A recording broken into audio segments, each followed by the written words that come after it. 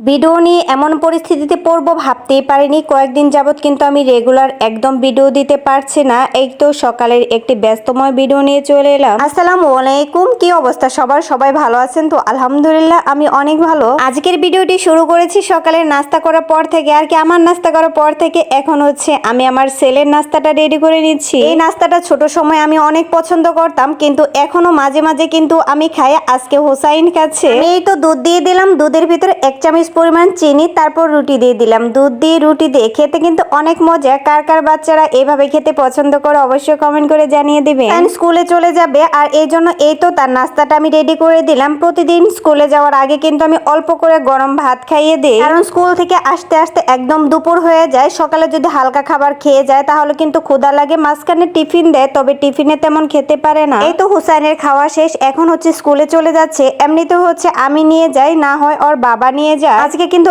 একাই যাচ্ছে। একা বলতে পাশের বাসায় ভাবিকে ফোন দিয়ে বলে দিয়েছি ভাবির সাথেই যাবে, আর আমি ছুটির পর গিয়ে নিয়ে আসবো। এই তো দেখেন হুসাইন চলে যাচ্ছে। সে কিন্তু একদম হেঁটে যাবে না, শুধু আমার চোখের সামনে হেঁটে তারপরে দেখেন এক দৌড় দিল। হুসাইনকে স্কুলে পাঠিয়ে দিয়ে চলে এলাম রান্নাঘরে। এর মধ্যে কিন্তু টুকটাক আমার অনেক কাজ আছে, সেগুলো করে নিয়েছি। আজকে কিন্তু আর রান্না বান্না শেয়ার করবো না, যেহেতু এর মধ্যে নাস্তা তৈরি করে রান্না বান্না সব শেষ। ভিডিও কিন্তু করা হয়নি। কয়েকটা ডিম ছিল, ভাবলাম ডিমগুলো পরিষ্কার করে ফ্রিজে রেখে দিই। এই তো ডিমগুলো সুন্দর করে পরিষ্কার করে তারপর টিস্যু দিয়ে মুছে ফ্রিজে রেখে দিব। আমি কিন্তু কয়েকদিন যাবত রেগুলার একদম ভিডিও দিতে পারছি না। আমি ভেবেছিলাম একদিন বা 2 দিন পর পর বড় ভিডিওটা দিয়ে যাব, তবে তা পারছি না। তার পাশাপাশি রিলস ভিডিও কিন্তু আমি দিতে পারছি না, কারণ যে ফোন দিয়ে আমি ভিডিও করি সেই ফোনটা একটু সমস্যা হয়েছে, যে কারণে ভিডিও আপলোড করতে পারছি না। আর আমি যেহেতু আগে থেকে অনেক ভিডিও তৈরি করে রাখি, যখন যেটা সুযোগ হয় এটা আপলোড করে দিই। আর ওই ফোনে অনেক ভিডিও করা আছে, যে কারণে আমি ভিডিও দিতে পারছি না। আর আজকে যে ফোন দিয়ে ভিডিও করতেছি এই ফোনে কিন্তু আমার কোনো ভিডিওই ছিল না,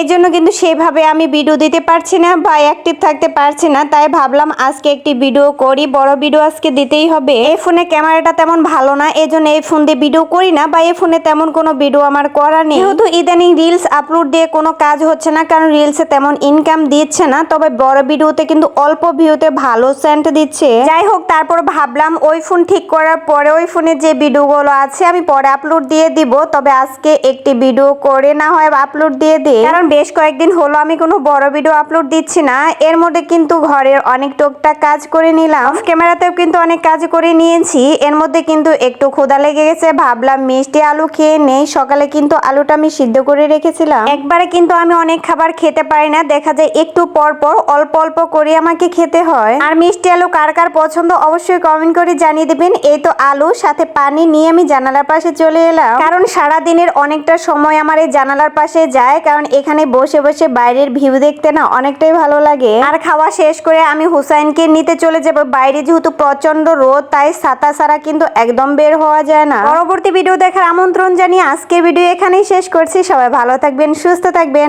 আল্লাহ হাফেজ।